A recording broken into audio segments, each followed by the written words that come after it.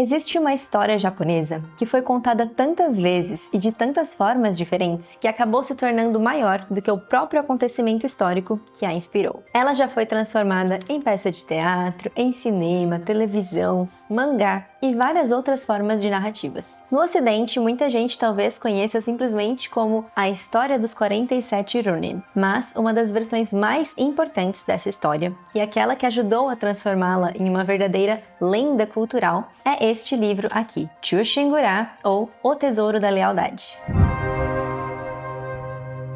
Antes de entrar no texto propriamente, a gente precisa entender uma coisa bem importante. Essa peça se inspira em um acontecimento histórico real, mas ela não é uma reprodução fiel dele, não é tudo exatamente parecido, igualzinho. Então, eu vou começar o vídeo de hoje resumindo o evento histórico que deu origem a essa obra, só para você não se sentir perdido quando a gente começar a ler os atos. O chamado Incidente de Ako começa em 1701. Nessa época, o chefe do governo militar japonês era chamado de Shogun. Então, tinha um imperador lá no Japão, que ficava em Kyoto e tinha uma autoridade mais simbólica, religiosa, mas o poder político e militar efetivo estava nas mãos desse Shogun. Durante o período Tokugawa, era ele quem governava o país a partir de Edo, que é a atual Tóquio. Então, o Shogun controlava os senhores feudais e a administração do território. Abaixo do Shogun estavam, então, esses senhores feudais, que eram chamados de daimyo, e que controlavam os seus próprios territórios e mantinham grupos de samurai a seu serviço. Então, tínhamos lá os senhores feudais com seu samurai, o Shogun e, acima deles, o imperador. E aí, um senhor feudal chamado Asano Naganori recebeu a função de participar da recepção de enviados imperiais no castelo do Shogun, em Edo. Então, o império estava enviando funcionários para esse castelo. Só que, para cumprir as cerimônias, esse senhor feudal tinha que ser instruído por um outro senhor, o Kira Yoshinaka, que era um alto funcionário que conhecia a etiqueta da corte, então ele sabia exatamente como tudo tinha que acontecer naquela cerimônia. Só que durante esse momento em que o Kira tinha que instruir o Asano sobre as cerimônias da corte, alguma coisa aconteceu. Foi iniciado ali entre esses dois homens um conflito. E apesar de não existirem muitos registros e evidências comprovando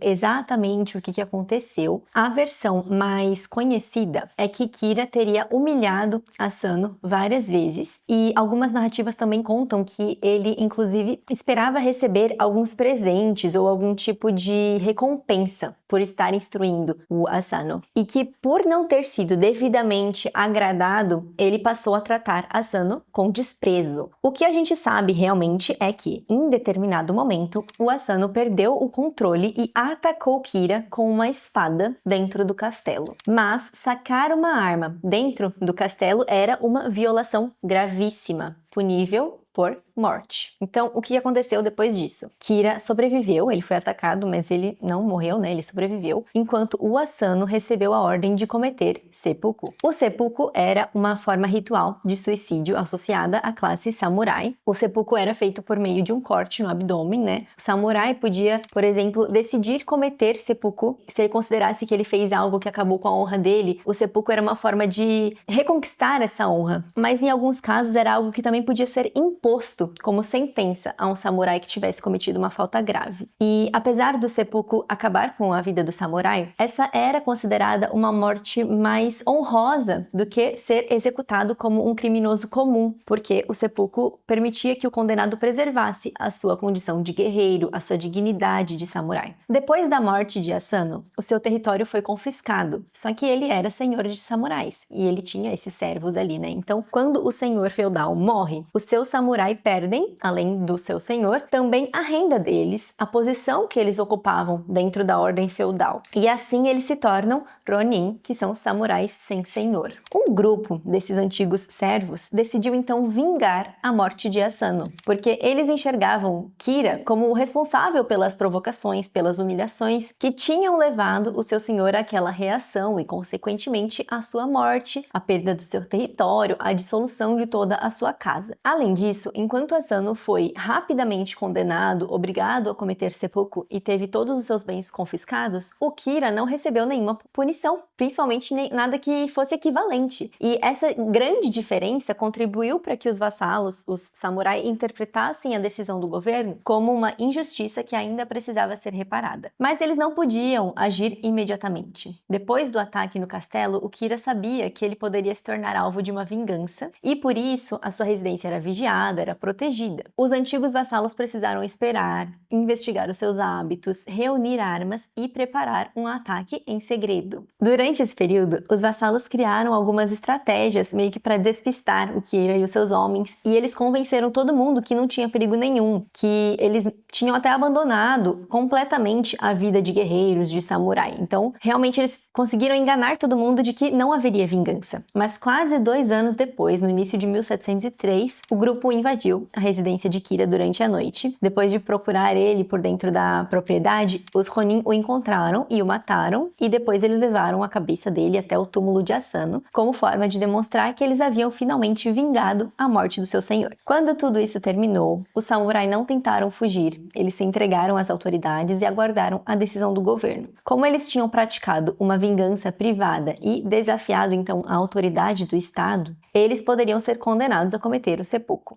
Eu não quero dar spoiler da história sobre o finalzinho, mas só essa possibilidade dos samurais serem condenados à morte é um dos fatores que tornaram esse acontecimento específico tão famoso e também tão controverso, porque para a lei, aqueles homens tinham cometido um crime, mas para grande parte da população, eles tinham demonstrado uma lealdade extraordinária ao seu senhor morto. Então, algo que era, de certa forma, até admirado, né? A mesma ação podia ser vista como uma violação da ordem pública e também como um exemplo máximo de honra. E é essa a vingança que organiza toda a história de Chuchingura. Desde a queda do senhor até o ataque final, essa peça vai acompanhar todos os sacrifícios, os segredos e os conflitos que os antigos vassalos passaram para conseguir cumprir esse objetivo deles. Agora eu quero mostrar exatamente como essa história foi apresentada na nossa edição publicada pelo Clube de Literatura Clássica. Esse livro vem acompanhado de alguns brindes, então a gente tem um panfleto com algumas curiosidades sobre a obra, uma linha do tempo, realmente para ajudar a acompanhar a história. A gente tem também o card, que tem um cronograma para te ajudar, né? A cada dia você vai ler um ato, então para tentar terminar de ler esse livro em 13 dias. E a gente tem também o nosso marca-página, que segue a identidade visual do livro. E aqui na nossa edição a gente trouxe uma introdução muito robusta, com mais de 30 páginas, contando a história completa em detalhes, explicando conceitos que podem soar estrangeiros para o público brasileiro, né?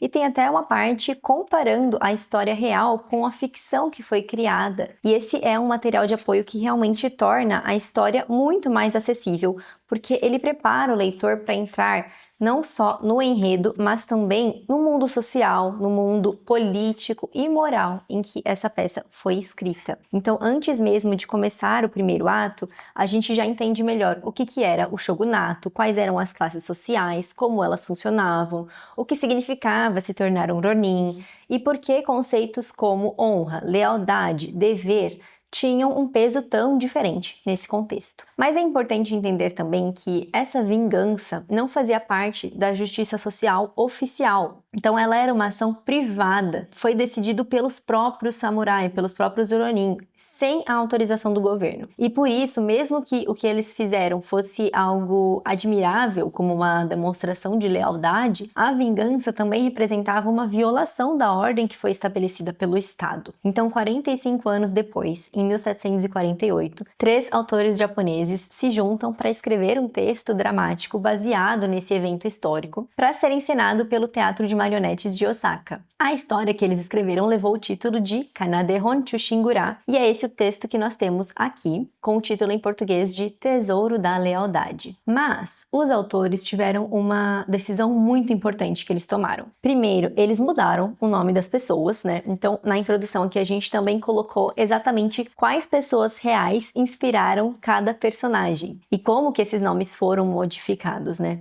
Mas, além disso, os autores escolheram também que essa história não se passaria em 1701. Essa ação foi transferida para o século XIV. Então, os autores decidiram ficcionalizar esse evento, transpondo os fatos para um passado mais distante, né, 300 anos atrás. E assim, eles conseguiram dramatizar uma crise política bem recente, sem representar diretamente o governo Tokugawa e os seus funcionários, e eles evitaram então qualquer problema de censura que eles poderiam ter em relação a isso. Então a gente já tem aqui uma primeira camada muito interessante. Chushingura é uma história real transformada em lenda e é também uma história contemporânea disfarçada de história antiga. Bom, nós temos aqui um texto dramático, ou seja, essa história foi pensada para ser encenada ou apresentada, né, como teatro, em um formato tradicional japonês chamado bunraku. O bunraku combina 3 elementos: a manipulação de marionetes,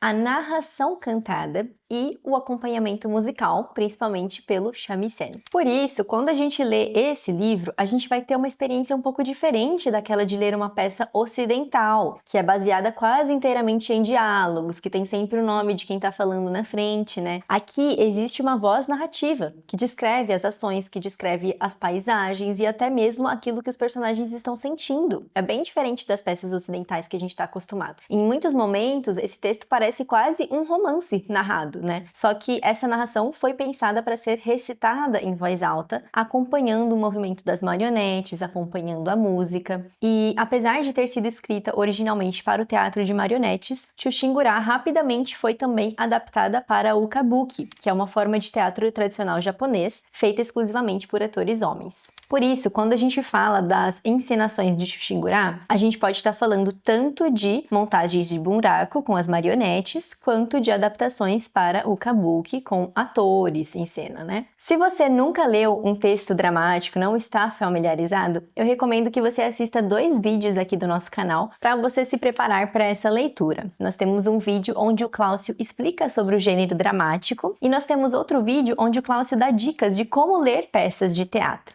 Mas esse texto aqui, ele é bastante surpreendente, até para quem já está acostumado com esse gênero, viu? E isso também ajuda a explicar uma característica bem essencial no Chushingura.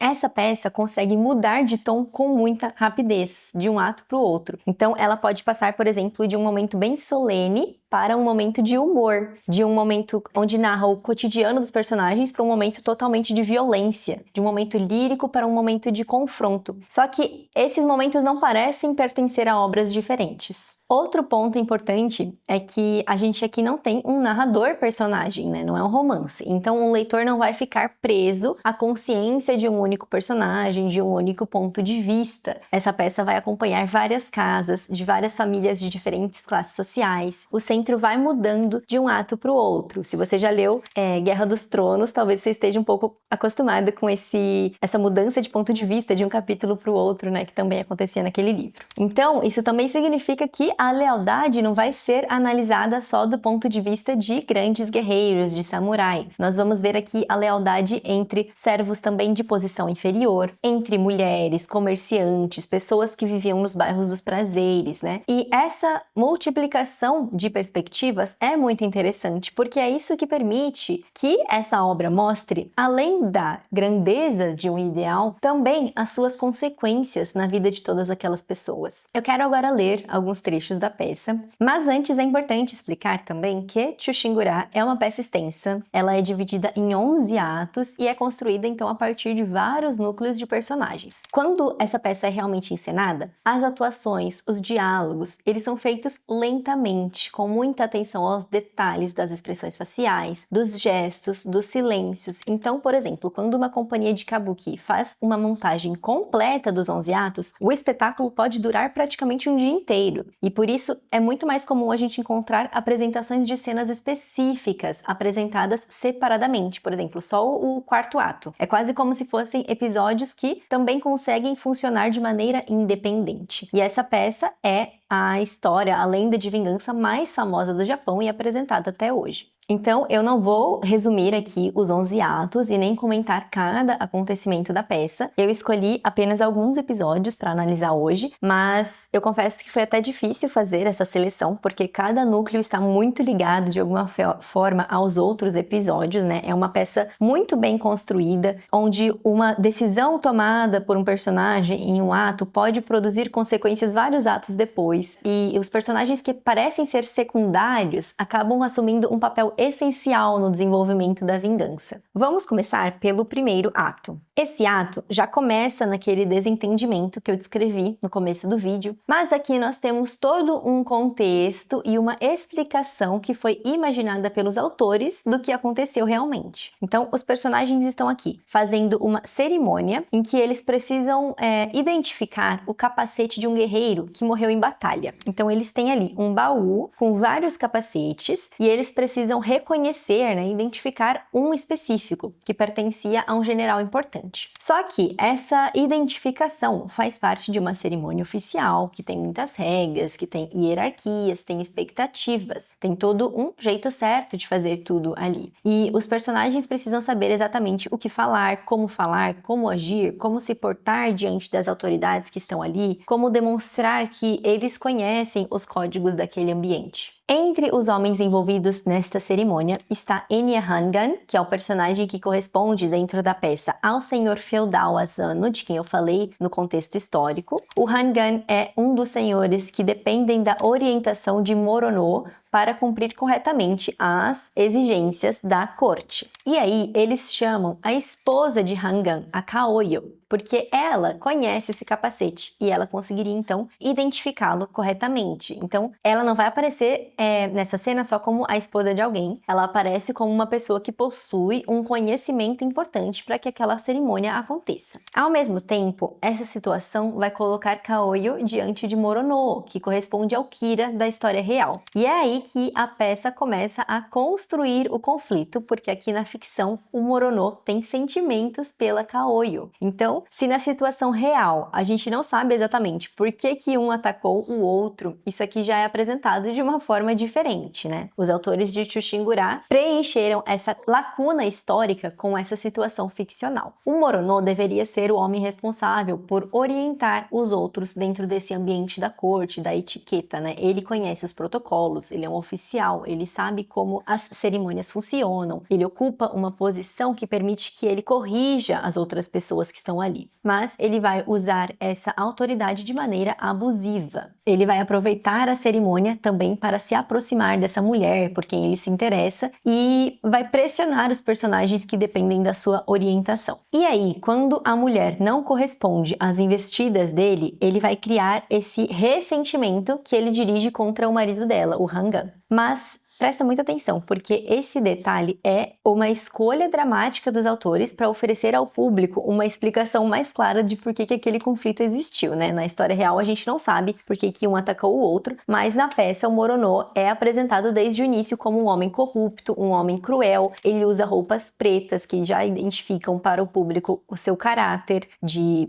vilão da história, né? E ele vai aproveitar então a sua autoridade para humilhar os outros, para pressionar, para se aproximar de uma pessoa que ele não deveria se aproximar. E ele é aquele vilão que a gente ama odiar, sabe? Mas presta atenção em como tudo é feito, como eles conversam, porque é incrivelmente sutil. O Morono se protege por trás da etiqueta e da posição social que ele ocupa. Final de abril de 1338. O Shogun Takauji Ashikaga derrota Yoshisada Nita em batalha e passa a pressionar todas as províncias no Japão. Ele toma para si o palácio em Kyoto e decide construir o templo Tsurugaoka Hashimango. Olha só quantas notas a gente já tem aqui explicando cada um desses termos, tá?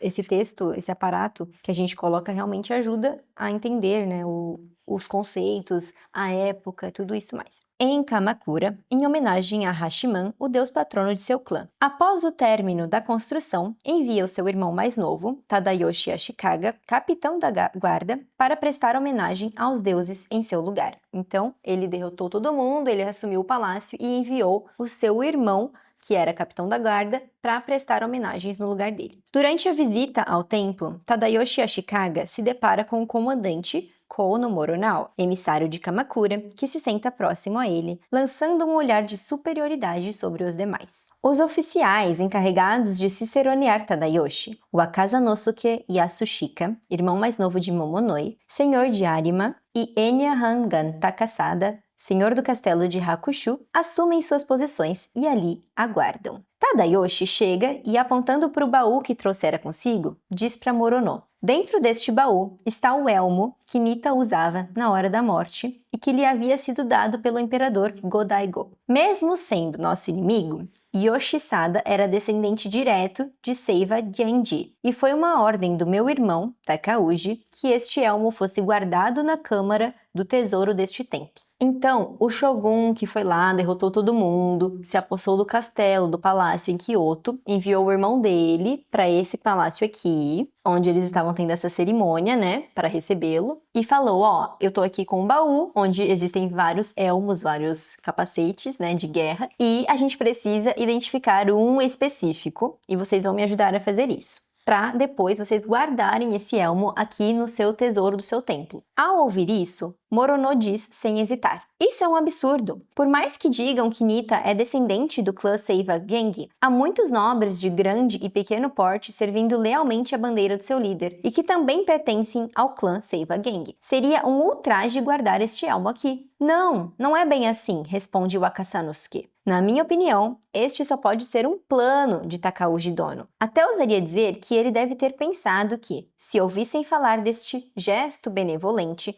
a facção derrotada de Nita desistiria da batalha e se renderia. Vossas conclusões me parecem um tanto apressadas, Morono. Então, o Akazanosuke ouviu essa indignação, né? O Morono estava bem indignado, né? Que isso, a gente não vai guardar esse elmo aqui no nosso templo, porque é um elmo que pertencia a um inimigo. E o Akazanosuke diz que tudo isso é um plano. Talvez, se os inimigos souberem que eles guardaram com honras este elmo, eles vão se render. Talvez seria um plano para acabar com toda a guerra, toda a batalha, para realmente ter a paz. O quê? Quanta imprudência! Primeiramente, quando Yoshisada morreu em batalha, 47 elmos, olha só que número simbólico, né? Porque depois nós vamos ter 47 Ronin. 47 elmos foram encontrados próximos ao seu corpo. Podes dizer qual deles lhe pertencia? Se por engano fosse oferecido o elmo errado, seria uma grande vergonha. Não te metas em assuntos que não te dizem respeito, rapaz. Tá vendo também como, apesar de ser uma obra muito antiga, a linguagem, da forma que foi traduzida aqui na nossa edição,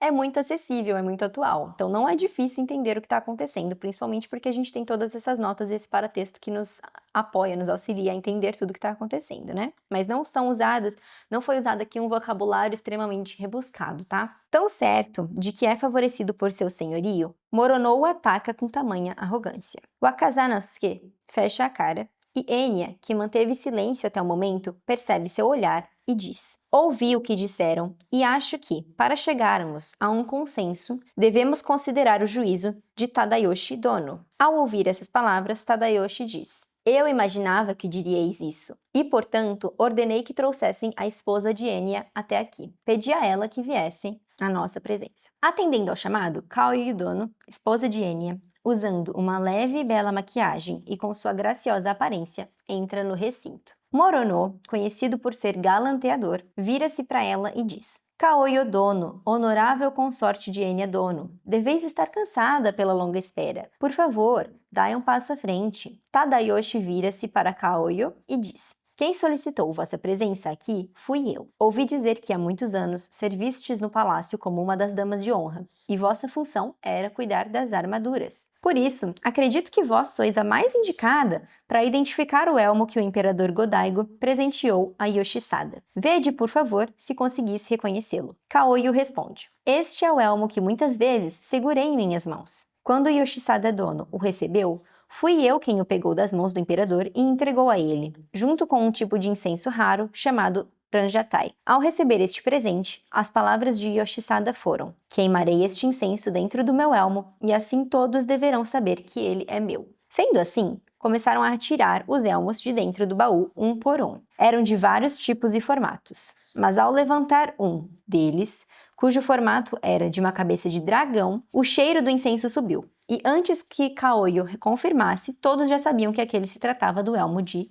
Yoshisada. Tadayoshi então ordena: Enya e Momonoi, guardai este elmo na câmara do meu tesouro. Então, seguindo as ordens de Tadayoshi, os dois se retiram. No recinto ficam apenas Morono e Kaoyo, que parecia sentir-se desconfortável com a presença de Morono. Então todo mundo saiu, ficou apenas Morono, que é o vilão, e a esposa do Hangan. Ao cumprimentá-lo e fazer menção de deixar o recinto, então ela tentou se despedir, vou embora daqui, né? Ela não estava gostando de ficar ali sozinha com ele. Morono segura a manga do kimono de Kaoyo e a detém. Esperai, eu pretendia ir até o palácio e vos ver, uma vez que tivesse terminado esta missão. Mas já que foste chamada até aqui, como deveis saber, eu me dedico à arte da poesia. E por isso, pedi a Yoshida no Kenkou para ser o meu mestre. Yoshida no Kenkou, como a gente tem aqui na nossa nota, é um monge budista, era um monge budista, né? Poeta e ensaísta. Então, o Morono pediu para um homem que era mais experiente que ele, um poeta conhecido, para que fosse seu mestre, para que ensinasse a escrever poemas, etc., para que corrigisse os poemas dele, né? Peço que lhe entregueis esta carta em que indago sobre o andamento dos estudos cotidianos. Espero que vossa resposta seja positiva. Ficai à vontade para responder-me com vossos próprios lábios. Da manga de suas vestes, ele passa uma carta dobrada até a manga do kimono de Kaoyo. Então, eles não vão entregar um na mão do outro, né? Ele pega de dentro da manga dele, que o kimono tem uma manga bem larga, assim, né? Bem comprida. Então, ele pega dali de dentro, ela tá ali olhando assim, e ele vai colocar dentro da manga dela. Lembra que tudo tem muita etiqueta, muitas regras que eles têm que cumprir. Aí, olha só, então ele coloca a carta dentro da manga da Kaoyo. Ela imagina tratar-se de uma carta de amor. Então, ele falou para ela que ele tá dando para ela uma carta que nem é para ela, que é para ela entregar para alguém sobre estudos de poesia. Mas assim que ela recebe essa carta, ela já pensa que ele tá mentindo. Aquilo não é uma carta de estudos endereçada a outra pessoa. O que ela pensa? É uma carta de amor, o que pouco condiz com a idade de Morono e muito menos com a sua aparência. Então, ele falou para ela, ó, tô te entregando uma carta sobre estudos para você entregar para outro homem. E ela já pensou, não é isso que ele tá me dando. Ele tá fazendo um passe em mim, né? Ele tá dando em cima dela, entendeu? Então era uma carta de amor dele para ela. E ainda tá dizendo aqui que não condiz muito com a idade dele, porque ele era muito mais velho do que ela, nem tampouco com a aparência dele, que ele não deveria ser muito atraente, né? Kaoyo fica atônita com tanta audácia e pensa em fazê-lo passar vergonha. Mas aquilo, pelo contrário, faria o nome do seu esposo cair em desonra. Por alguns instantes, ela pensa em voltar para os seus aposentos e mostrar a carta ao marido, mas esse ato podia fazer com que ele tivesse um acesso de fúria e acabasse ferindo alguém. Então ela fica ali nesse momento em um impasse, né? Será que eu atiro essa carta na cara desse velho? Será que eu volto para minha casa e mostro a carta para o meu marido? Mas de qualquer forma, seria uma ofensa, né? Só dele ter entregado essa carta para uma mulher casada foi uma ofensa. Então ela fica meio sem saber o que fazer. Então, sem dizer uma palavra sequer, Kaoyo joga de volta a carta na direção de Morono, que apressadamente a segura e solta seu veneno característico. Então ela joga a carta para ele, né, de volta, ela devolve, e olha só o que ele fala. Só de pensar que tocastes na carta com suas mãos, já não posso mais jogar fora essa carta que eu mesmo escrevi. Não direi nada além disso, mas sabei que continuarei a insistir incessantemente até que eu tenha uma resposta em meu favor. Eu, Morono, tenho poder para fazer o que bem entender. Se Enya, o marido dela, continuará vivo ou se será morto, só depende de vossa boa vontade, Kaoyo dono. O que me dizeis? Kaoyo, sem saber o que fazer, apenas chora. Então, olha só, ele tá agora ameaçando a vida do marido dela. E ele tá dizendo pra ela, tá sendo bem claro que ele não vai parar de investir nela. Ele vai continuar tentando até que ele consiga atingir o que ele quer, porque ele é um homem super poderoso e basta uma palavra para a vida de alguém acabar. Neste exato momento, Wakazanosuke passa e percebe o comportamento reprovável de Morono. Então, chega Wakazanosuke. Ó, olha só, a Kaoyo, ela é esposa do senhor feudal Hangan, Enya Hangan. Ele é o senhor que tem vários samurais ao seu dispor. O Akazanosuke interrompe e diz. Então ele chega lá, percebe que está acontecendo alguma coisa desagradável e interrompe eles. Kaoi Odono, ainda vos encontrais por aqui? Já que passastes mais tempo do que vos fora solicitado, voltai imediatamente aos vossos aposentos, por favor. Kaoyo, aliviada com a intervenção de Akazanosuke, retira-se mais que depressa. Então, ela foi ali liberta, né? Foi aliviada daquele momento. Morono, então, percebe que o Akazanosuke suspeita de algo, mas para não demonstrar fraqueza, ele muda o tom de voz e diz: outra vez te excedes. Neste exato momento, Kaoi Odono solicitava que eu, Maruno, cuidasse dos detalhes da organização do banquete. Isto valeria até para um daimyo, mas tratando-se de alguém como tu, de uma casta inferior, não te esqueças que é graças a certa pessoa que tens o teu feudo. Bastaria uma só palavra minha para que tu, miserável, vires um mendigo. Então, o Morono vai mentir sobre tudo o que aconteceu ali. Ele falou que a mulher estava pedindo algo para ele. Então, ele aqui, mais uma vez, ameaça alguém, né? Ele diz, basta uma palavra minha para que tu vires um mendigo. Então, aqui ele tá falando que a posição social daqueles homens, daqueles samurai, por mais importante que pareça, depende de toda uma estrutura maior. Ele não precisa necessariamente vencê-los em batalha, ele apenas tem influência sobre quem distribui títulos, distribui terras e prestígio. E isso também já ajuda a desmontar um pouco a imagem simplificada desse mundo, né, onde tudo se resolve pela coragem física. Na verdade, aqui o poder também se exerce pela burocracia, pela etiqueta, pelo conhecimento dos protocolos, pela proximidade com a autoridade. O Morono, então, é uma pessoa perigosa porque ele sabe transformar toda essa cerimônia em uma vantagem para ele. Ele usa sua posição como uma arma para ameaçar os outros. E esse comportamento reaparece quando ele começa a humilhar Enya Hangan. A provocação vai sendo construída aos poucos, né? E então a ruína do Hangan não vai acontecer simplesmente porque ele é um homem descontrolado e vai atacar outra pessoa. Ela foi preparada por uma sequência de insultos, de desigualdades, de manipulações de várias pessoas. Mas o problema é que quando Hangan finalmente reage, ele vai reagir dentro de um espaço onde qualquer reação que ele pudesse ter seria imediatamente tratada como crime. O Morono controla tudo o que está acontecendo, aquele terreno onde está acontecendo também, ele pode humilhar as pessoas e os outros não podem responder por causa da posição social dele. E isso significa que Hangan, ele não é uma pessoa inocente diante da lei, ele realmente vai atacar Morono em um momento da peça. Ele realmente cometeu uma infração gravíssima de sacar a espada dentro do palácio, atacar um funcionário naquele espaço, né? Apesar do Morono não morrer. Mas o problema, do ponto de vista do samurai, é que a punição recaiu apenas sobre ele. O Hangan é condenado ao seppuku, perde todos os seus bens, tem a sua casa dissolvida, enquanto o Morono, que passou toda a cena provocando, humilhando, usando a sua posição para pressionar o Hangan, vai permanecer protegido, não vai ter nenhuma punição. E aqui nós temos aquela sensação de que aconteceu uma injustiça, porque o Hangan fez sim algo errado, mas toda a sequência de abusos que o levou até o crime foi ignorada. Mas apesar da gente como público saber de todo o contexto, ou a gente como leitor, né, isso não é suficiente. E segundo a lei, o Hangan estava errado. O quarto ato é um dos grandes centros emocionais da peça.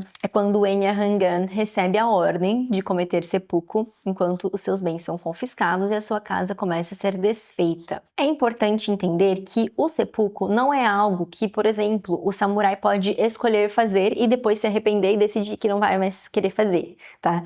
O seppuku era um procedimento formal, supervisionado e que era organizado segundo um protocolo. Então tem testemunhas presentes, tem um certo tipo de roupas que precisa ser usada, tem uma bandeja, tem uma lâmina com uma medida específica que precisa ser usada. Então, apesar de ser um momento de violência, né, e que para nós pode soar muito estranho, porque nunca existiu isso na cultura brasileira, esse é um ritual que acontece dentro de uma ordem específica, rigorosa, né? Toda a morte é transformada em uma cerimônia toda, né? E Hangan está aqui prestes a cometer seppuku, mas ele está esperando pela chegada de um vassalo chamado Uranosuke, que é como se fosse o líder que vai depois liderar a vingança. Então chega na casa dele, no palácio dele, os oficiais para dizer qual foi a sentença, né? O que ele vai ter que fazer agora. Eis aqui o anúncio da parte do Shogun pelo qual viemos. diz Ishido tranquilamente, tirando o decreto de dentro do seu kimono e abrindo-o.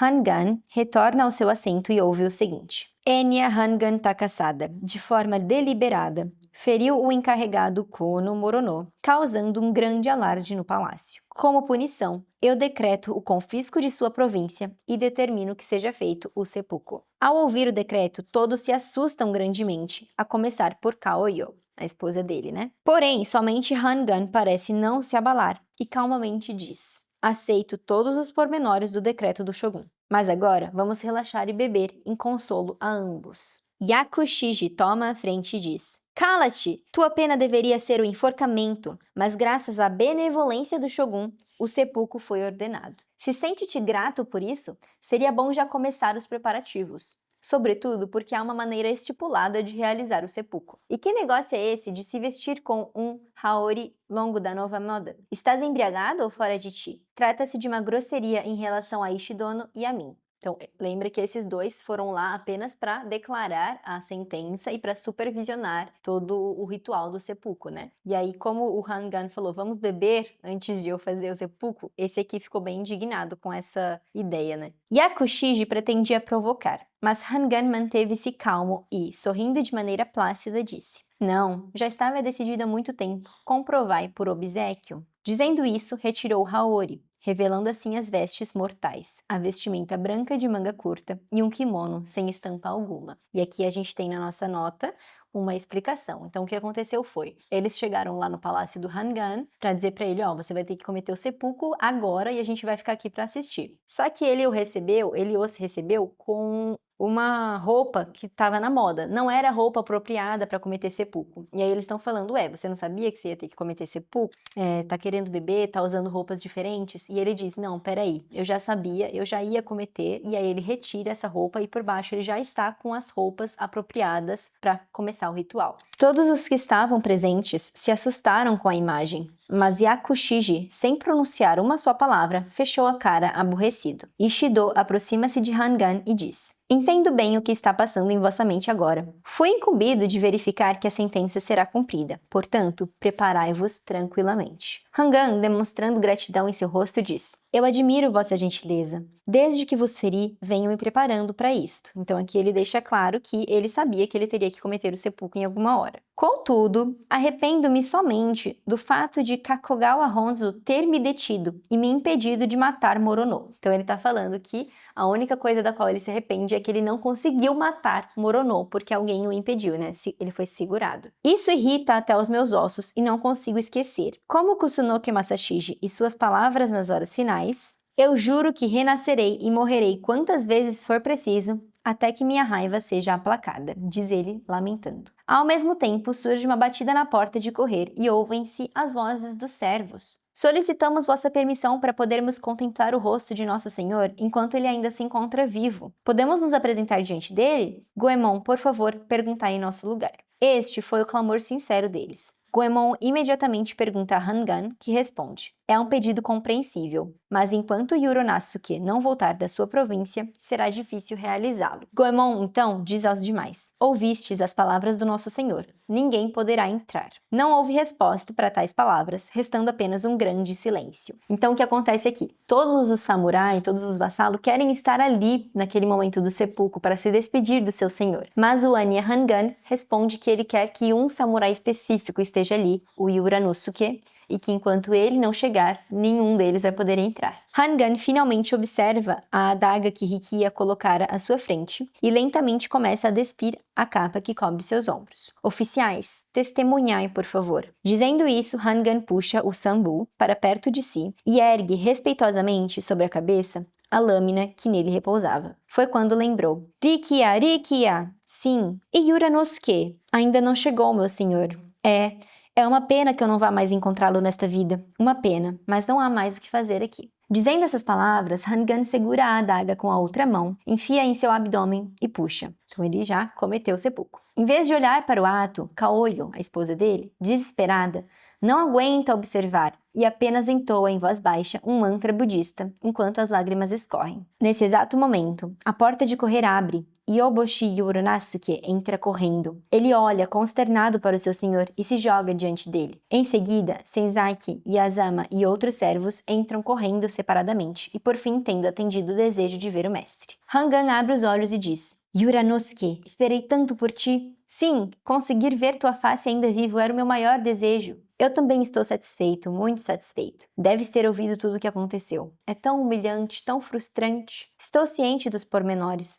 Agora que o fim se aproxima, não encontro o que dizer. Tudo o que peço é que partas com dignidade. Não precisas dizer-me. Dizendo isso, com as mãos na adaga, ele a puxa para cima, dando um doloroso suspiro. Yuranosuke, esta lâmina de 9 sun e 5 bu fica contigo como lembrança. Então aqui a gente tem medidas, né, do sistema de medidas que era usado. Faz com que minha cólera seja finalmente vingada. Ditas essas palavras finais, no mesmo instante em que com a própria lâmina cortou a garganta, lançou fora a espada, ainda ensanguentada, e tombou pesadamente de bruços. Esse momento é muito importante, ele praticamente muda a direção de toda a peça. Quando Hangan entrega a adaga a Yuranosuke, ele faz com que ele entenda que aquilo é como se fosse um testamento. Então as suas últimas palavras como que criaram uma obrigação, né? Ele falou, faz com que seja vingado, né? Yuranosuke recebe então a cólera do seu senhor morto, a memória daquela injustiça e a responsabilidade de responder ao que aconteceu. Olha só que interessante. Para a lei, tudo já acabou. Hangan foi punido, a casa dele vai ser dissolvida, os seus homens vão perder a condição de samurai, né? Então, para a lei, a punição já aconteceu, já foi tudo resolvido. Mas, para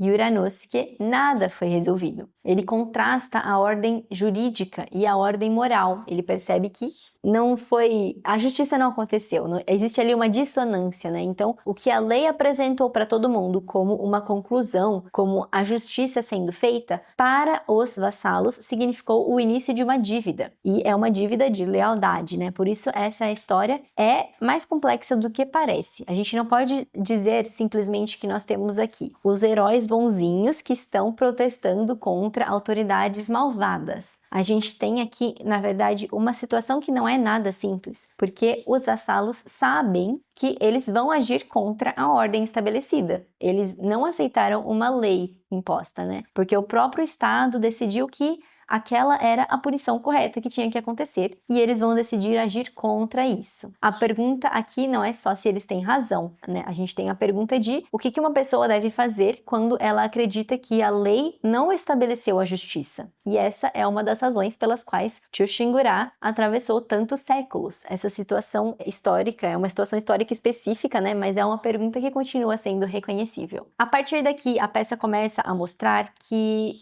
a vingança não vai ser construída só por grandes decisões heróicas. A vingança vai depender de vários detalhes, né? Coisas pequenas, coisas ordinárias, como dinheiro, viagens, segredos, sacrifícios familiares, vários acontecimentos imprevisíveis. E também vai mostrar como essa vingança dependeu de vários personagens diferentes para acontecer. Então nós temos, a partir daqui, cenas que mostram famílias de diferentes posições sociais se organizando e vivenciando coisas diferentes que vão fazer parte da vingança num plano maior, né? E uma das histórias mais trágicas é a história de Kanpei e Okaru. Kanpei é um jovem vassalo de Hangan, mas no momento em que acontece o ataque contra o Morono, ele estava afastado das suas obrigações e ele estava com Okaru, a mulher que ele ama. Então, enquanto seu senhor estava lá enfrentando toda uma crise que acabou levando à sua condenação, à sua morte, né? Destruição da sua casa, todo mundo foi mandado embora, o Kanpei não estava presente para ajudar o seu senhor.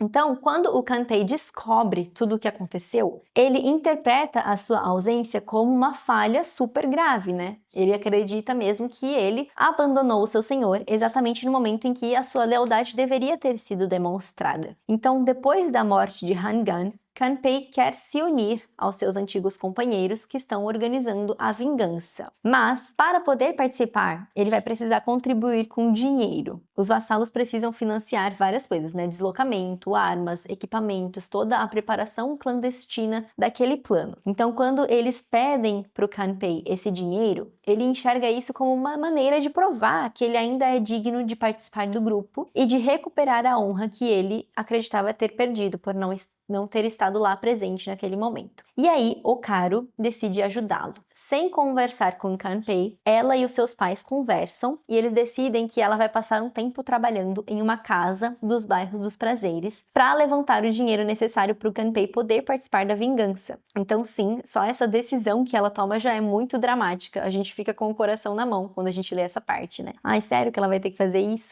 E ela quer ajudar o Kanpei. Até o pai dela pede um adiantamento do salário dela. Ele recebe esse dinheiro e durante a noite ele sai para voltar para sua casa e já entregar o dinheiro para o Kanpei. Mas, durante o caminho, o pai de Okaru é atacado e assassinado por um ladrão que rouba o dinheiro e foge levando a bolsa com esse dinheiro. O momento do roubo, eles conversam, né? E tem todo um diálogo aqui bem interessante. Então o ladrão mata o senhor e foge levando a bolsa com o dinheiro. Pouco tempo depois, esse mesmo ladrão está atravessando a região onde o Kanpei está caçando. E como está escuro, o Kanpei vê só um vulto se movimentando e ele acha que é um javali. Então ele dispara contra aquela figura. Mas quando ele se aproxima, ele percebe que era um homem morto com uma bolsa de dinheiro. E quando o Kanpei se aproxima, ele encontra aquele homem ali caído e ele pensa que, ao invés de atingir o javali, ele tinha matado aquele homem. E aí ele tá desesperado, né, para conseguir aquela contribuição em dinheiro. Ele não sabe que a mulher dele se vendeu, então ele ainda não sabe que ele vai ter aquele dinheiro necessário para participar da vingança. E ali naquele momento de desespero, ele encontra aquela bolsa com dinheiro, ele não sabe de onde veio aquele dinheiro, quem era aquele homem, e ele vai pegar aquela bolsa. Mas olha só como a cena vai se desenrolar a partir daí. Não, acertei um homem, diz ele assustado, verificando se a vítima ainda respirava. Neste momento, suas mãos tocam uma bolsa de ouro. Ao tocá-la, ele percebe que deve ter uns 40 ou 50 ryu, o dinheiro que ele tanto desejava. Certo de que é um presente dos céus e sem tempo de pensar sobre o certo ou errado, ele guarda a bolsa em sua sacola e, mais rápido do que o próprio javali, apressa-se e dirige-se para onde está Yagoro. Então ele pega aquela bolsa, né, com dinheiro. Ele não sabe ainda quem ele matou, tá? Mas ele acha que ele matou aquele homem e ele sai correndo de volta para casa. Então a cena acaba assim: Kanpei pega o dinheiro, sai correndo e aqui começamos o ato 6. O ato 6 já se passa lá na casa dos sogros, né, onde moravam o pai e a mãe da mulher que o Kanpei ama. E olha só o que acontece. Na residência de Yoshibei, no vilarejo Yamazaki, pode-se ouvir o trigo sendo esmagado pelos moradores. Enquanto arruma seu cabelo, Okaru, que é a mulher de Kanpei, preocupa-se com seu marido Kanpei, que não voltara para casa desde a noite passada. A mãe dele também se preocupa com o fato de que Yoshibei, seu esposo, ainda não retornara para casa. Então os dois homens não chegaram em casa ainda. O que será que aconteceu com eles, né? Enquanto as duas conversavam sobre o assunto, eis que vem alguém correndo com o seu palanquim. Era o dono do bordel Ishimon Jia, do distrito de Gion, em Kyoto.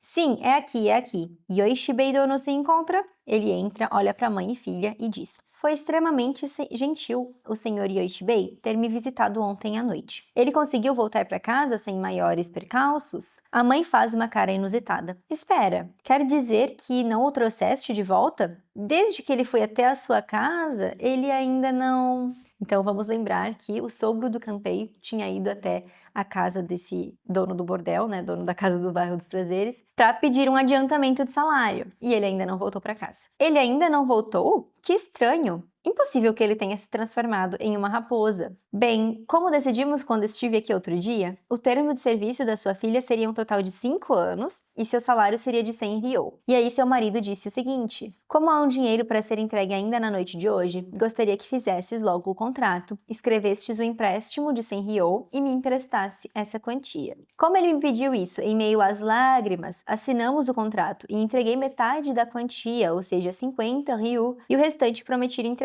entregar em troca da sua filha. Ele recebeu com alegria quando entreguei os 50 ryo e voltou para casa com bastante contente. Acho que devia ser umas 10 horas. Tentei impedi-lo, alertando de que era perigoso andar sozinho e à noite carregando dinheiro, mas ele não deu ouvidos. Ou será que ele tomou um atalho? Estou imaginando se ele não teria parado em algum lugar, senhora. Mas não há lugar onde ele possa ter parado. Além disso, ele deveria ter voltado para casa o mais rápido possível, pois nos faria felizes ao mostrar o dinheiro. Algo não está certo. Ishimon Jia apressadamente diz: se há algo certo ou errado, é problema teu. Eu pretendo entregar o restante da quantia e levar a moça junto comigo. E assim, retirando os 50 ryo restantes, disse: bem, com isso completamos os 100 ryo. aqui está. Mas aí a mãe dela não quer que ela vá embora, né, pra casa do bairro dos prazeres, sem antes se despedir do seu pai, mas o cara lá fala, ó, não tem mais como enrolar, olha aqui o carimbo, eu deixei mesmo o dinheiro com ele, se ele não voltou pra casa não é culpa minha, ele não se importa com nada disso, né? E aí o Kanpei retorna, e aí ele pergunta, ei, o que a minha esposa está fazendo dentro do palanquim? Diz Kanpei com uma cara estranha. A mãe se alegra e diz, Kanpei dono, voltaste em boa hora. É um tanto estranho dizer isso. Deve haver um motivo muito grave. Qual seria esse motivo? Gostaria de sabê-lo, diz Kanpei. Ao sentar-se no meio do recinto, o Sr. Ishimonjia diz, bem, eu entendo que tu és o dono desta serva, mas ainda que sejas o marido, não importa, pois está escrito no contrato. Deixe-me levar minha serva agora. Como ele se aproximara, a sogra de Kanpei fica confusa. Lembra que o Kanpei não sabia de nada, tá? Sobre a venda da esposa dele. Tu deves estar se perguntando o que tudo isso significa, Kanpei. Ouvimos de Okaro o quanto precisavas de dinheiro, mas não tínhamos como levantar este valor para ti. Não sei se tinhas a intenção de vender a sua esposa para conseguir dinheiro, mas talvez tenha se sentido constrangido por nossa causa. No momento mais crítico, um samurai aprende a roubar e não tem vergonha de vender sua esposa. Será útil para o nosso senhor. Se levantarmos essa quantia, ele não ficará com raiva de nós. E dizendo isso, ele foi para Gion resolver o assunto, mas não regressou ainda. Okaro e eu estávamos preocupadas com ele, e foi quando esse senhor chegou e nos contou que ia entregar a metade da quantia para o meu esposo, e que em troca dos 50 ryu restantes, ele levaria Okaro. Então agora, a sogra do Kanpei explicou toda a situação para ele, explicou que o marido dela tinha pego 50 ryu na noite anterior, né? Eu implorei para que fizesse somente após o pai dela chegar, mas ele não me deu ouvidos e já estava prestes a levá-la. Então, é isso que acontece. Kanpei, finalmente informado sobre os pormenores, diz, entendi. Sinto-me extremamente grato pela consideração do meu sogro. Entretanto, acho que também tive sorte nisso e falarei disso em instantes. Mas não entregarei minha esposa até que seu pai retorne para casa. Ao ouvir isso, Ishimonjia levanta-se apressadamente e diz, por que não? Bem, o pai é dela e o carimbo é dele. Tu dizes que pagastes metade do dinheiro a ele na noite anterior, mas não dá pra gente realmente acreditar, é só sua palavra, né? Espere um pouco. Eu administro toda a região de Kyoto e Osaka e tenho um número de mulheres trabalhando para mim que daria para popular a Ilha das Damas. Este sou eu, Ishimonjia. Achas que eu mentiria que paguei uma quantia de dinheiro a ele caso eu não o tivesse feito? Eu tenho mais uma prova. Na noite passada, seu sogro pegou os 50 ryu, enrolou em uma toalha de mão e colocou no bolso do seu kimono. Eu disse a ele que era perigoso e que deveria carregar o dinheiro pendurado no pescoço. Então, emprestei-lhe uma bolsa feita de pano listrado, do mesmo pano, do mesmo tecido deste kimono que estou usando. Aí o Kanpei pergunta, queres dizer que a bolsa foi feita do mesmo tecido do seu kimono? Sim, estas listras aqui. Ao ouvir isso, Kanpei observa e compara a bolsa que ele retirava lentamente da sua manga. E não há dúvidas de que se trata da mesma bolsa listrada. Aí olha o que o Kanpei fala. Meu Deus do céu, o homem em que eu atirei e matei na noite passada era meu sogro? Uma dor imensa o atinge, mais intensa do que se 2 balas tivessem perfurado seu próprio peito. Okaro, sem saber de nada, diz, vais fazê-lo ou não vai? Peço que reflitas bem e decidas com discernimento. Sim, claro, ele nos deu tantas provas convincentes que acho que não há outra escolha a não ser ir. Sem ver meu pai? Aí o Kanpei disse, eu esbarrei no seu pai nessa manhã, mas não se sabe quando ele volta. Então viste o meu pai? Por que não falaste antes em vez de deixar-nos preocupadas? Ishimonjia se aproveita da situação e diz, tem aquele ditado que diz, pergunte 7 vezes antes de suspeitar de alguém. Assim eu também fico tranquilo. Mas se tiverem mais alguma reclamação, o problema será resolvido legalmente. De qualquer forma, estou feliz que tudo esteja resolvido. Aí ele vai então. Ele diz, vocês agora entenderam que realmente eu paguei, né? Ela está paga, então vou embora com a mulher. Aí ela se despede, Kanpei, já me vou. Conto contigo para cuidar dos meus pais idosos, meu pai está doente, então tem cuidado. Sem ter a mínima ideia de que seu pai está morto, Okaro faz esse pedido, que toca o coração de Kanpei e o faz pensar se não seria melhor confessar tudo a ela. Mas como há outras pessoas presentes, ele simplesmente fica em silêncio. A mãe diz a Okaro, filha, tenho certeza de que Kanpei gostaria de se despedir de ti e dizer adeus como um marido diz à sua esposa, mas ele tem medo de que tu desmorones. Não há problema, estou vendendo meu corpo pelo nosso Senhor, por isso não estou triste. Irei com coragem, só não gostaria de ir sem antes ver meu pai. Aí, enfim, ela ainda acha que o pai dela está vivo, né? E ela vai embora. Depois que eles vão embora, a sogra pergunta a Kanpei, então você realmente viu o meu marido? Parece que encontraste com ele. E aí o Kanpei responde aqui, sim, encontrei. Onde o encontraste? E para onde ele foi depois de despedir-se de ti? Aí o Kanpei começa a tentar inventar alguma mentira, né? Ah, o local onde a gente se despediu foi em Toba? Não, acho que foi em Fushimi. Não, foi em Odo, talvez em Takeda. Então, enquanto o Kanpei conversa com a sua sogra e tenta inventar uma mentira, chegam 3 caçadores lá na casa deles, carregando um corpo coberto, que é o corpo do sogro do Kanpei. Na noite passada, quando voltava da caça, eu descobri que Yoshibei tinha sido morto, conta Yahashi. A esposa de Yoshibei se assusta e diz: quem o matou? Kanpei, captura o inimigo que matou meu marido. Oh, meu marido, meu marido. Então agora ela sabe que o marido dela está morto. Mesmo chamando por ele, não há resposta. Sua esposa somente chora e os caçadores, sentindo muita pena, dizem: oh, minha senhora, que tristeza! Deves denunciar ao escritório responsável e fazer com que investiguem. Um deles tenta consolá-la. Ela, ainda chorando, se aproxima de Kanpei e diz: lutei muito contra o pensamento de que, porventura, tu tiveste algo a ver com isso. Mas há algo que não compreendo. Sei que foste um samurai, mas ainda assim acho que deverias parecer um pouco mais surpreso ao ver o corpo do seu sogro. Tens certeza de que não recebestes o dinheiro quando o encontrastes na estrada? O que ele te disse? Diz-me, não tens uma resposta. E a prova está aqui. Dizendo isso, ela enfia a mão no bolso do kimono de Kanpei e diz: eu vi essa bolsa de relance há pouco. Vê, ela está com manchas de sangue. Não há dúvidas de que mataste o teu próprio sogro. Não, olha... O que quero dizer com olha, o céu é testemunha. Assassinaste teu sogro e lhe roubaste o dinheiro. Um dinheiro que era para ser dado a quem mesmo? Pensaste que seu sogro, por ser pobre, havia interceptado metade do dinheiro que recebera com a venda de sua filha, e que ele embolsaria metade e não te daria o valor total. Então, o mataste e tomaste o dinheiro dele. É frustrante e lamentável pensar que fui enganada todo este tempo, acreditando que eras um homem decente. Desgraçado. Estou tão revoltada que minhas lágrimas mal caem. Aí que ela fica chamando o Kanpei de cobra, de demônio, pedindo que devolva o seu marido, né? Então, o que aconteceu? Ela acredita que Kanpei matou o próprio sogro. Kanpei, sem palavras para escapar da situação, não viu outra maneira senão agarrar-se ao tatame. E aí Kanpei começa a acreditar que ele realmente matou o próprio sogro. E aí chega na casa deles 2 Ronin, que eram lá do grupo que ia se vingar. O Kanpei fica feliz quando eles chegam, né? Olha só o que ele diz. Eu estava gravemente em falta por não ter estado presente quando o terrível infortúnio se abateu sobre o nosso mestre. Não tenho uma palavra a dizer em minha defesa,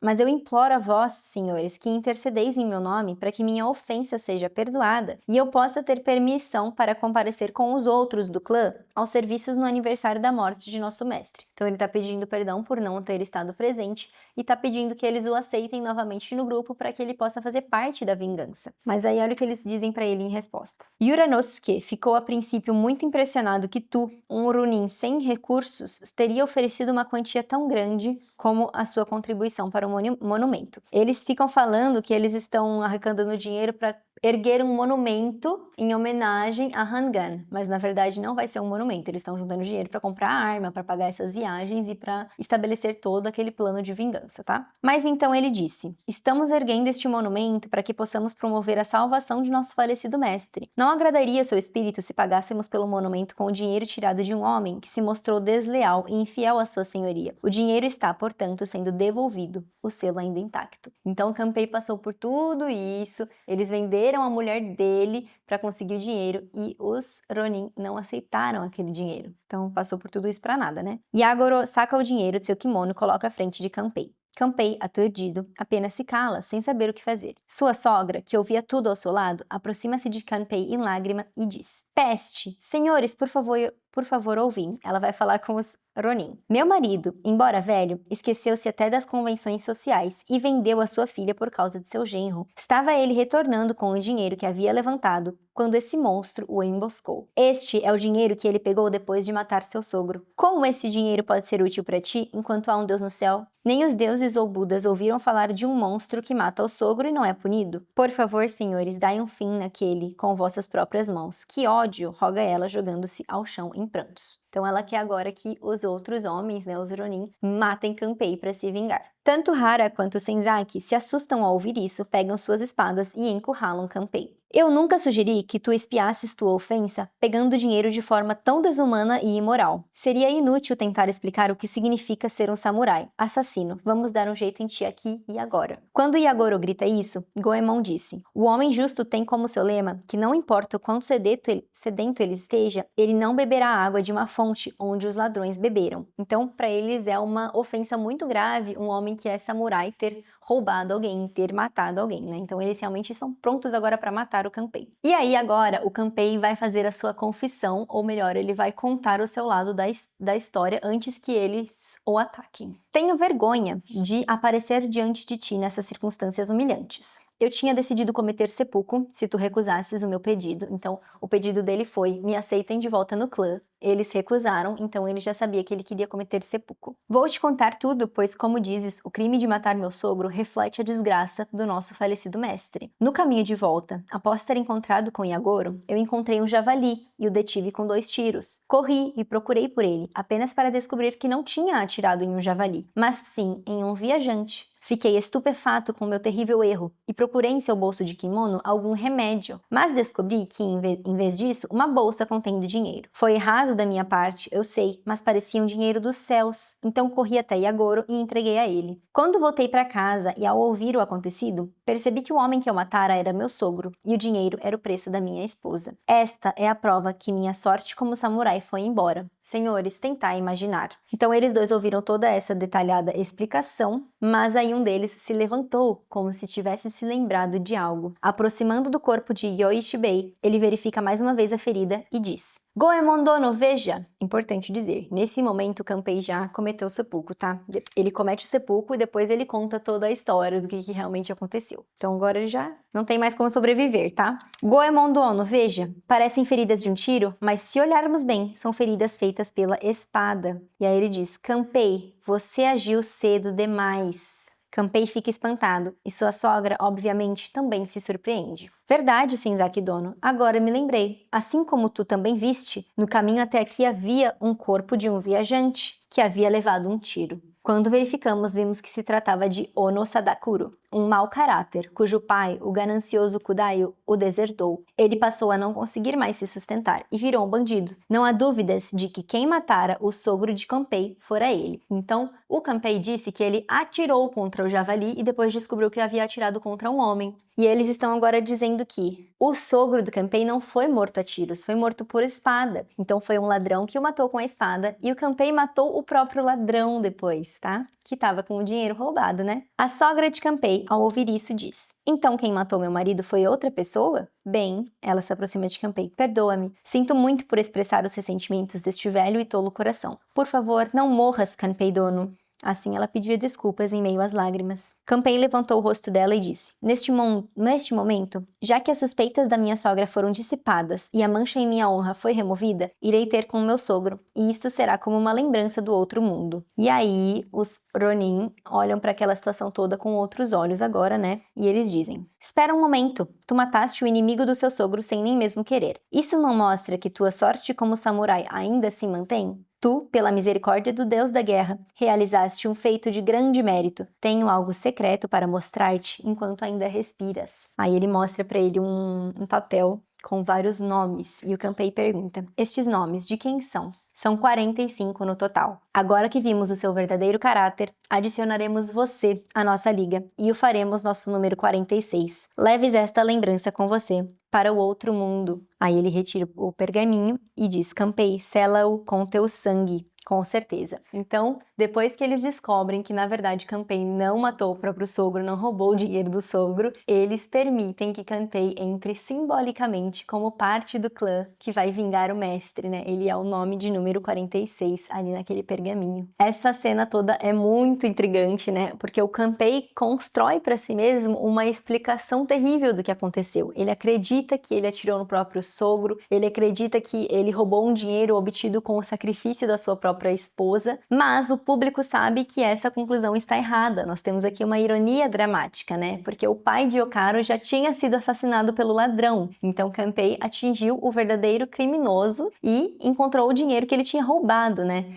Mas essa técnica toda é construída pela ironia dramática, porque a gente já sabe que Kanpei, na verdade, interpretou os fatos de maneira errada, mas ele não tem todas as informações que nós, como leitores ou como público, já recebemos. É muito legal que todas as evidências parecem confirmar a culpa de Kanpei, o tiro, o morto, a bolsa listrada, o sangue, o dinheiro. É quase como se o mundo inteiro tivesse se organizando para criar uma conclusão falsa. E o Kanpei, ele se sente muito culpado e como samurai, ele não pode viver com aquela culpa, né? Mas então, antes que a verdade seja esclarecida, ele se julga culpado e ele comete o seppuku. Se ele tivesse esperado um pouquinho mais, né, ou contado a história primeiro, ele talvez teria sobrevivido. Então, essa frase que é dita para ele, Kanpei, você agiu cedo demais. Resume tudo isso, né? Se ele não tivesse cometido o seppuku, tivesse contado a história primeiro, ele talvez teria sobrevivido. Ele transformou essas suposições em uma verdade absoluta, né? E aí a honra foi algo que impediu que ele sobrevivesse, que impediu que a verdade e a justiça realmente acontecessem. Então aqui, nesse caso, é uma cena muito interessante porque a culpada meio que foi a honra, né? Se ele não tivesse agido por honra de cometer o seppuku para restabelecer a sua honra, aí a justiça teria sido mais estabelecida, na verdade, né? Então foi por causa da honra que Kanpei cometeu esse erro fatal, né? Ele acreditava que um samurai desonrado precisava agir imediatamente, e foi essa urgência moral que não permitiu que ele esperasse para compreender o que de fato tinha acontecido. Tem outro aspecto muito importante nesse ato: o dinheiro que circula no ato está diretamente ligado ao corpo da Okaru. A contribuição do Kanpei para a vingança só se tornava possível porque a esposa dele aceitou servir numa casa de prazeres. E isso nos traz um outro ponto de reflexão. Quem financia a lealdade masculina? Porque quando a gente fala em guerras, na grandeza dos guerreiros, é muito fácil esquecer as mulheres que são vendidas, que são separadas das suas famílias, que são obrigadas a esperar ou são usadas como instrumentos de alianças e projetos que elas não controlam. Então, essa peça escolhe falar diretamente disso, escolhe honrar também a importância da lealdade das mulheres e ela trata esse tema feminino de uma forma muito moderna até para a época. Agora eu queria falar um pouco do Yurunasuke, que é o personagem que melhor representa a inteligência estratégica da peça. Yuranosuke precisa representar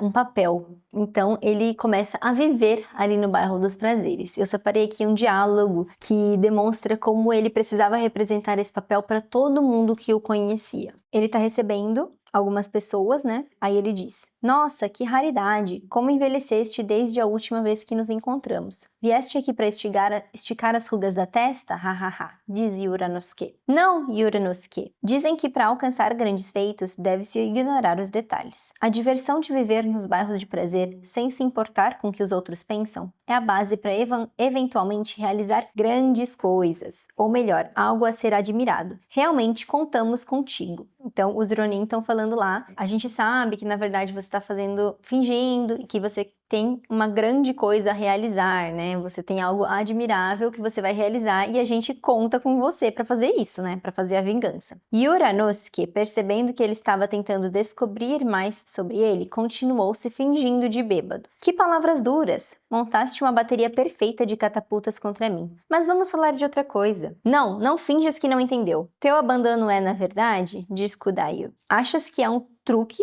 para atacar o inimigo? Então aqui eles estão falando para ele, ó, a gente sabe que você não abandonou o seu dever, você tá fazendo apenas um truque, você tá enganando o inimigo. Eles estão confrontando ele sobre isso. Certamente. Obrigado, pensei que tu foste rir de mim como um tolo, um louco com mais de 40 anos e ainda escravo do prazer físico. Mas me dizes que tudo isso é um plano para atacar o inimigo? Que alegria, que alegria. Então aqui ele tá meio que dizendo assim, na verdade eu sou só um bêbado mesmo, mas vocês estão me falando que eu tenho um plano? Então eu sou melhor do que eu achei que eu era. Então, não tens intenção de atacar o inimigo? Nem um pouco. A razão pela qual eu disse que morreria em batalha foi para agradar a vossa senhoria, porque assim que o Hanigan morreu, Yuranosuke disse que ia morrer em batalha, que tinham que vingar ele, e agora, 2 anos depois, ele tá dizendo que não. Ele não quis dizer isso, ele só disse isso para agradar as pessoas, né? Lembro-me de como saíste da sala naquela época, dizendo que a resistência nos tornaria inimigos do Shogun, mas continuamos nosso debate a todo vapor. Que idiotas éramos! De qualquer forma, nossa discussão não levou a lugar nenhum. Dissemos que cometeríamos sepulcro diante do túmulo de sua senhoria, mas, um após o outro, escapamos pelo portão dos fundos. Então, no momento em que o senhor deles cometeu sepulcro, todos eles já começaram uma discussão. Eles disseram, o que a gente faz agora? A gente entrega a casa para o governo? A gente comete sepulcro? A gente cria uma vingança? Eles tiveram ali uma discussão do que seria feito, mas o que realmente aconteceu foi que nada foi feito, né? Um a um saiu pelo portão dos fundos. Agradeço-te por poder desfrutar desses prazeres aqui e não esqueci nossa velha amizade. Não sejas tão rígido, relaxa comigo. Sim, agora vejo, quando penso nos velhos tempos, que eu também era uma grande fraude. Quer que eu te mostre minha verdadeira natureza e tome uma bebida com você? Boa, vamos lá! Então aqui a gente tem um diálogo onde Uranosuke está conversando com outros antigos vassalos e até para eles ele tem que fingir que ele abandonou completamente a vingança. Por quê? Porque Morono pode ter espiões, né? Ele pode ter contratado esses antigos vassalos para descobrir se tinha alguém tentando fazer a vingança. Então, Uranosuke não pode confiar em praticamente ninguém para contar sobre a vingança. Ele tem que representar realmente esse papel de que não vai ter vingança nenhuma para que todo mundo possa baixar a guarda e eles consigam atacar o castelo. Essa cena é muito interessante porque ela cria em Chushingorá uma espécie de teatro dentro do teatro, né? Nós estamos assistindo um personagem representando outro personagem, porque Uranosuke é um samurai leal que está interpretando um bêbado, e a sobrevivência do plano inteiro vai depender da qualidade dessa atuação dele. Ele precisa não só enganar os seus inimigos, mas também os seus antigos companheiros. Então, como ele faz isso? A espada dele tá enferrujada,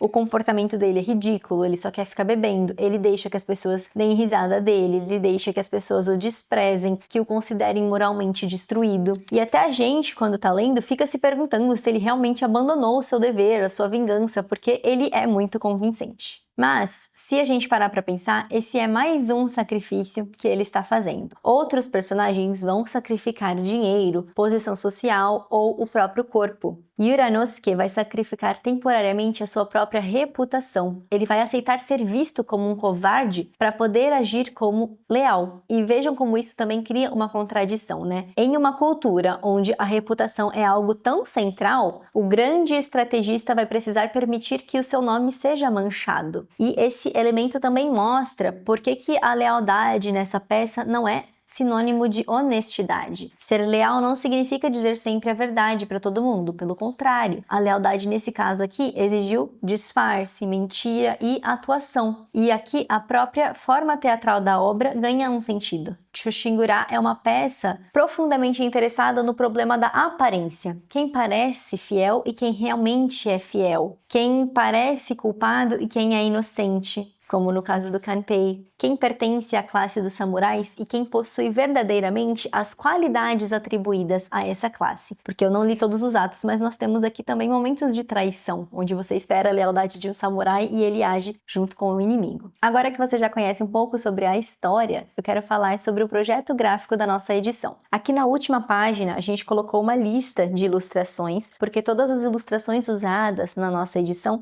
são originais, feitas lá no período Edo mesmo. Então nós temos aqui os créditos. Os painéis horizontais foram feitos pelo ilustrador Utagawa Kuniyoshi, as aberturas de capítulos e os sumários por Utagawa Kuniyoshi também, e a imagem da introdução por Utagawa Kuninaga.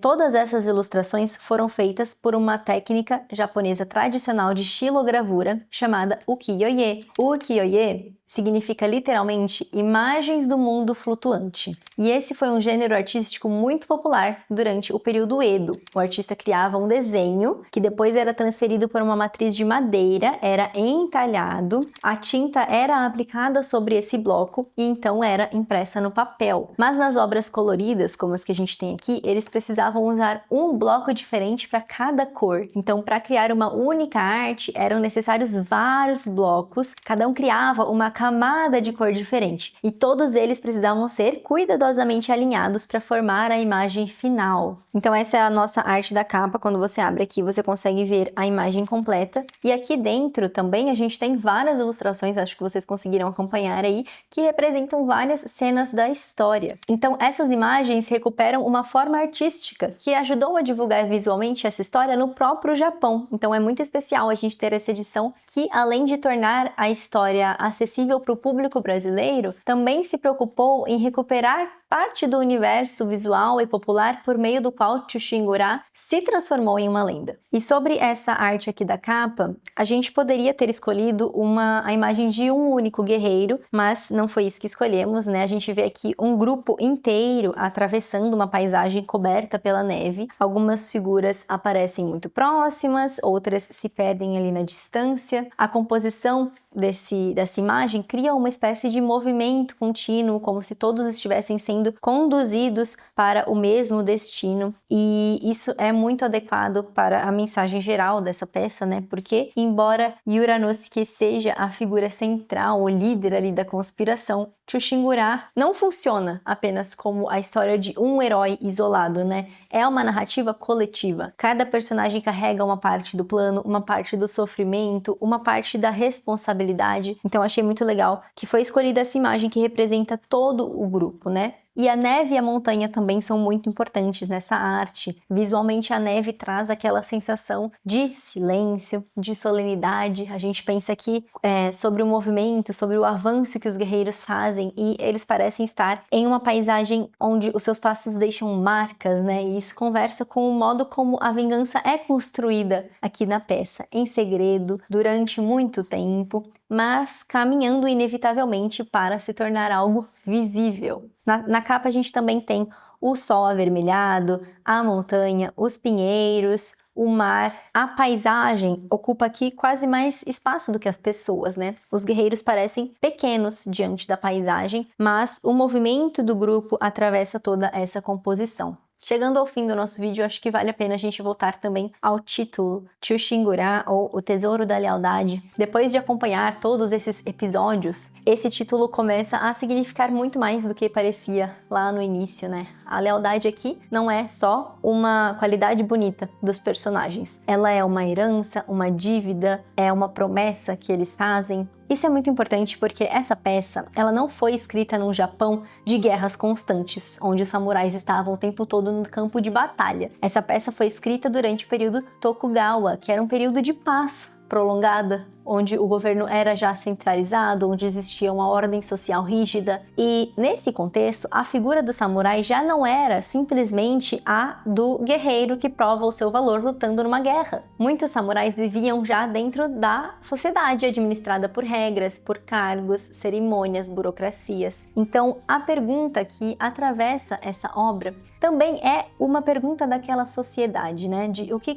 ainda significa ser leal quando a gente já não está em um mundo definido pela guerra. Então, o que resta do ideal do guerreiro quando a coragem física que eles têm precisa conviver com a obediência ao Estado, as regras do palácio, as exigências da vida cotidiana? Por isso, eu acho que a gente pode dizer que Chushingura não é só uma simples celebração do Bushido, da conduta dos samurais, né, desse conjunto de valores associados ao caminho do guerreiro. Essa peça preserva esses valores, mas também mostra quanto que eles são difíceis, custosos, ambíguos, né? Ela se pergunta se a lealdade ainda pode orientar a vida em uma sociedade onde existem leis, políticas, que nem sempre apontam para a mesma direção. Então, os personagens agem em nome da honra, mas essa honra não é colocada de uma forma abstrata, né? Ela mostra o preço que ela cobra lá no Kanpei, lá no Uranosuke. Ela custa dinheiro, custa reputação, custa a vida das pessoas, separações familiares, né? Custa o corpo da Okaru,